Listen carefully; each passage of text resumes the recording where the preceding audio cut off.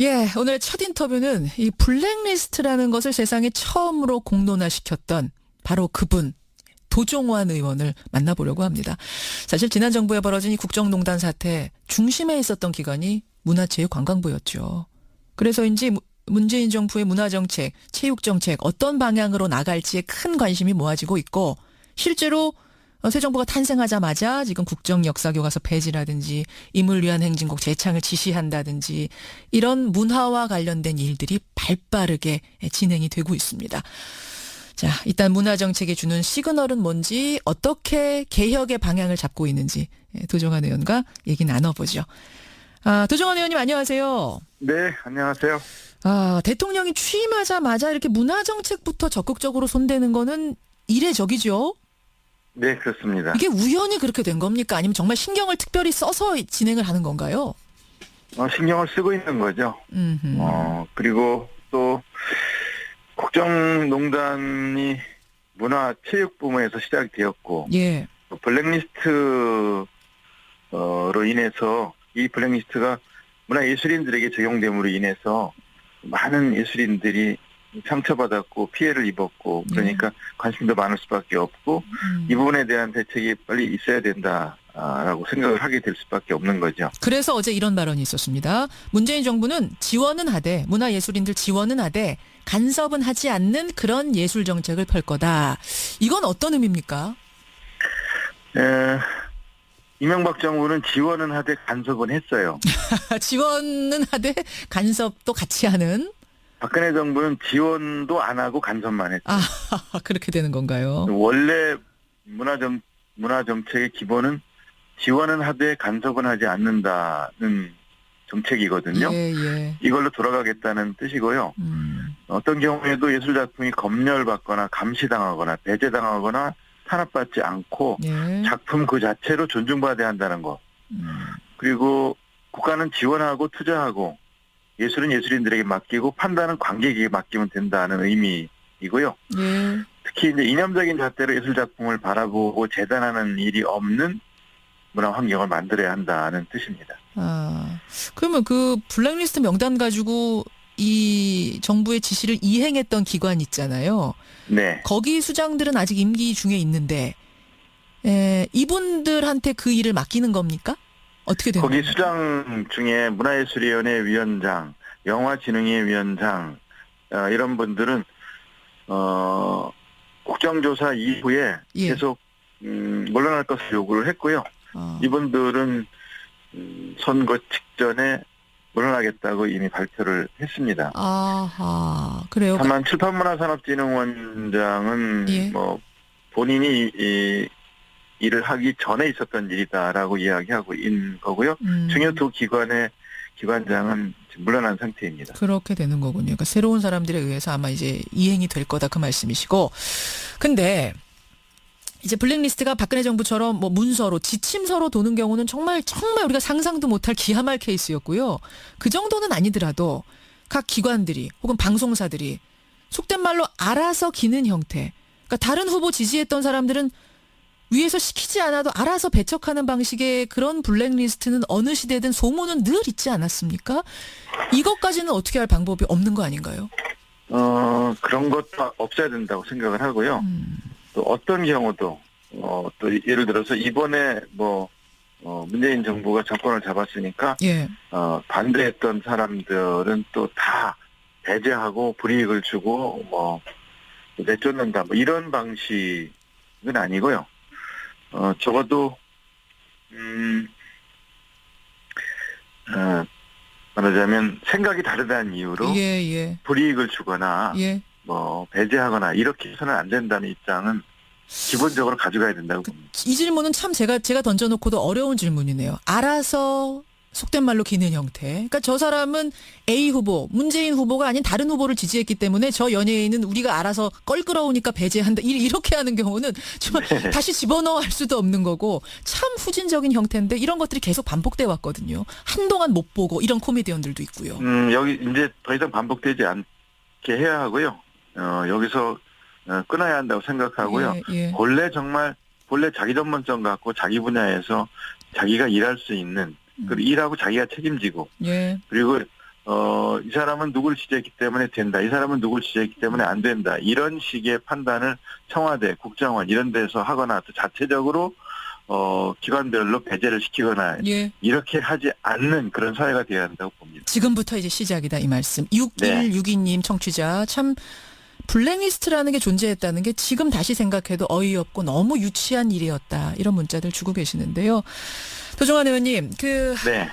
최순실 씨 덕분에 국정농단 중심이 됐던 게 문화체육부 아니겠습니까? 문화체육관광부. 그렇습니다. 네. 이 문체부에 대한 개혁 작업도 진행이 되는 거죠? 그렇습니다. 어떻게 방향을 잡고 계세요? 우선 김종 전 차관이 네.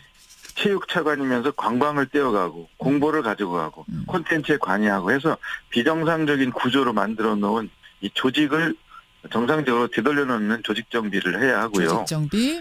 네. 블랙리스트와 관련한 진상조사와 함께 이제 재정 지원 사업을 투명하고 공정하게 운영하고 예. 지원 체계를 확립해야 하는 일이 필요하고요. 예, 예. 문화예술인들의 표현의 자유, 창작의 자유와 같은 문화 자유권을 보장하기 위한 조치가 있어야 되고요.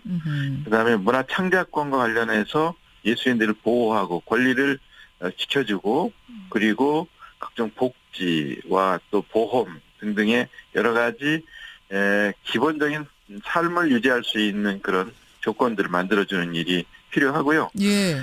지금 기관 운영과 관련해서 앞으로는 뭐 영화진흥위원회든 문화예술위원회든 뭐 예. 축산문화산업진흥원이든 그 분야에 있는 분들의 추천을 받아서 위원회라든가 위원회를 끌고 갈 기관장이라든가 이런 분들을 구성하는 이런 자율성, 독립성, 투명성을 가지고 운영할 수 있는 그런 기관 운영 이런 것들이 필요하다고 봅니다. 야, 진짜 그 말대로만 실천됐으면 좋겠네요.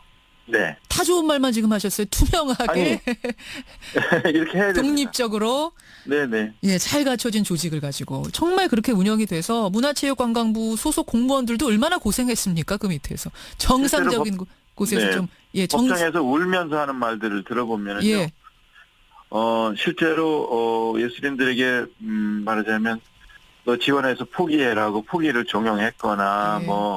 그 일을 맡았던 그런 담당자들이 법정에서 하는 말들 들어보면 예. 이들이 얼마나 괴로웠는가. 맞아요. 부당한 지시를 이겨낼 수는 없는 그런 상황에서 이 일을 하면서 예, 예. 수없이 눈물 흘리고 괴로워하면서 위에 건의도 하면서 받아들이지 않으면 불이익당하고. 갈등하고 예. 고뇌하고 불이익 때문에 힘들어하면서 일을 했던 걸 생각하면 정말 정치를 왜 잘해야 하는가 이런 걸 다시 생각하게 됩니다. 그래요. 그 오죽했으면은 검찰이 압수수색하러 갔을 때 공무원들이 챙겨놨던 걸 막 줬다잖아요. 네. 알아서 줬다잖아요. 네. 조직이 정상화되기를 기대하면서 또 하나가 이제 국정교과서 폐지, 국정역사교과서 폐지와 임을위한 행진곡 재창 문제였는데 어떤 분들은 그러세요. 보수 쪽에서 상당히 반대해오던 것을 새 정부가 들어서자마자 하루아침에 실천을 해버린다. 특히 이제 임을 위한 행진곡 재창 문제 같은 거. 네. 이게 혹시 또 다른 의미로 보수 진보의 갈등을 부추기는 건 아니겠는가? 어떻게 생각하세요? 한번 민주주의와 관련해서 생각해 보세요. 임을 위한 행진곡은 이 노래는 노래일 뿐이기도 하지만 그러나 동시에 또 민주주의라는 가치를 위해서 자기 생을 다 던진 사람들이 있는데 우리나라에는 그 사람들의 헌신과 희생의 역사가 그 노래 안에 있어요. 예. 그걸 있는 그대로 인정하자는 의미예요. 우리나라가 산업화 민주화에 성공한 나라다. 그리고 정말 새로운 나라 선진국으로 도약하자라는 얘기를 이건 다들 국민들이 하시는데 물론이죠. 그중에 이 민주주의와 관련해서 예.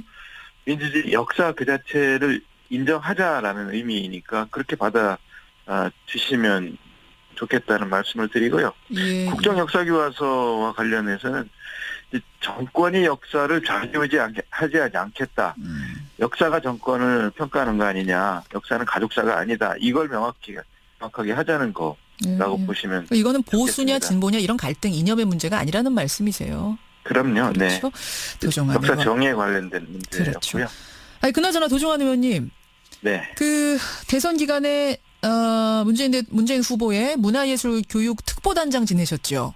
네. 그리고 또 블랙리스트 문제를 세상에 처음 공론한 분이시기도 하고 그러다 보니까 문체부 장관으로 하마평에 지금 오르시더라고요. 근데 저는 뭐 직접 뭐 얘기 들은 거나 이런 거 논의한 건 없고요. 예. 그냥 언론에서 이제 거론이 되는 거죠. 지금 말씀하신 대로 블랙리스트 관련해서 싸우고 있으니까. 전혀 제안 못 받으셨어요? 누구도 지금 제안받거나 이런 사람은 없습니다. 우선 총리가 인사청문회를 아직 통과하지 그렇죠. 않았고. 그렇기는 하죠. 예. 우선 지금은 차관 먼저 지금 먼저 교체하고 새로운 사람으로 바꾸면서 정비를 하고 네. 그 뒤에 이제 그 논의를 시작해야 될 과정이라서 뭐 이야기를 듣거나 뭐 예. 들었는데 모른 척 안 됐거나 뭐 그런 건 아니에요. 정청래 전 의원이 얼마 전에 나오셔가지고 예. 그 물망에 하마평에 오르는 분들은 다 휴대폰 배터리 확인하고 주무신다던데. 그게 무슨 말이죠? 혹시라도 연락 올까봐. 알겠습니다. 누가 되든지 간에 지금 워낙 어깨가 무거운 자리가 이 자리여서요. 정말 개혁의 그렇습니다. 최적임 자가 임명되기를 국민들 바라면서 뜻을 전하면서 오늘 인사드리죠. 고맙습니다. 네, 고맙습니다. 도정환 의원이었습니다. 를 맡기는 겁니까? 어떻게 되는 거기 겁니까? 수장 중에 문화예술위원회 위원장, 영화진흥위 위원장 이런 분들은 국정조사 이후에 예. 계속 물러날 것을 요구를 했고요. 이분들은 선거 직전에 물러나겠다고 이미 발표를 했습니다. 아하, 그래요. 다만 칠판문화산업진흥원장은 예. 뭐 본인이 이 일을 하기 전에 있었던 일이다라고 이야기하고 있는 거고요. 중요 두 기관의 기관장은 지금 물러난 상태입니다. 그렇게 되는 거군요. 그러니까 새로운 사람들에 의해서 아마 이제 이행이 될 거다. 그러니까 관심도 많을 수밖에 없고 이 부분에 대한 대책이 빨리 있어야 된다라고 생각을 하게 될 수밖에 없는 거죠. 그래서 어제 이런 발언이 있었습니다. 문재인 정부는 지원은 하되 문화예술인들 지원은 하되 간섭은 하지 않는 그런 예술 정책을 펼 거다. 이건 어떤 의미입니까? 이명박 정부는 지원은 하되 간섭은 했어요. 지원은 하되 간섭도 같이 하는. 박근혜 정부는 지원도 안 하고 간섭만 했어요. 그렇게 되는 건가요? 원래 문화 정책의 기본은 지원은 하되 간섭은 하지 않는다는 정책이거든요. 예, 오늘 첫 인터뷰는 이 블랙리스트라는 것을 세상에 처음으로 공론화시켰던 바로 그분. 도종환 의원을 만나보려고 합니다. 사실 지난 정부에 벌어진 이 국정농단 사태 중심에 있었던 기관이 문화체육관광부였죠.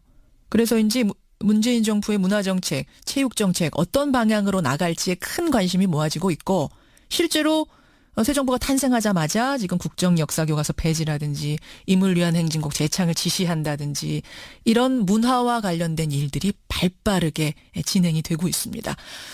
자, 일단 문화정책이 주는 시그널은 뭔지 어떻게 개혁의 방향을 잡고 있는지. 이걸로 돌아가겠다는 뜻이고요. 어떤 경우에도 예술작품이 검열받거나 감시당하거나 배제당하거나 탄압받지 않고 작품 그 자체로 존중받아야 한다는 것. 그리고 국가는 지원하고 투자하고 예술은 예술인들에게 맡기고 판단은 관객에게 맡기면 된다는 의미이고요. 특히 이제 이념적인 잣대로 예술작품을 바라보고 재단하는 일이 없는 문화 환경을 만들어야 한다는 뜻입니다. 그러면 그 블랙리스트 명단 가지고 이 정부의 지시를 이행했던 기관 있잖아요. 네. 거기 수장들은 아직 임기 중에 있는데 이분들한테 도정환 의원과 얘기 나눠보죠. 도정환 의원님 안녕하세요. 네, 안녕하세요. 대통령이 취임하자마자 이렇게 문화정책부터 적극적으로 손대는 거는 이례적이죠? 네, 그렇습니다. 이게 우연히 그렇게 된 겁니까? 아니면 정말 신경을 특별히 써서 진행을 하는 건가요? 신경을 쓰고 있는 거죠. 그리고 또 국정농단이 문화체육부문에서 시작되었고 블랙리스트로 인해서 이 블랙리스트가 문화예술인들에게 적용됨으로 인해서 많은 예술인들이 상처받았고 피해를 입었고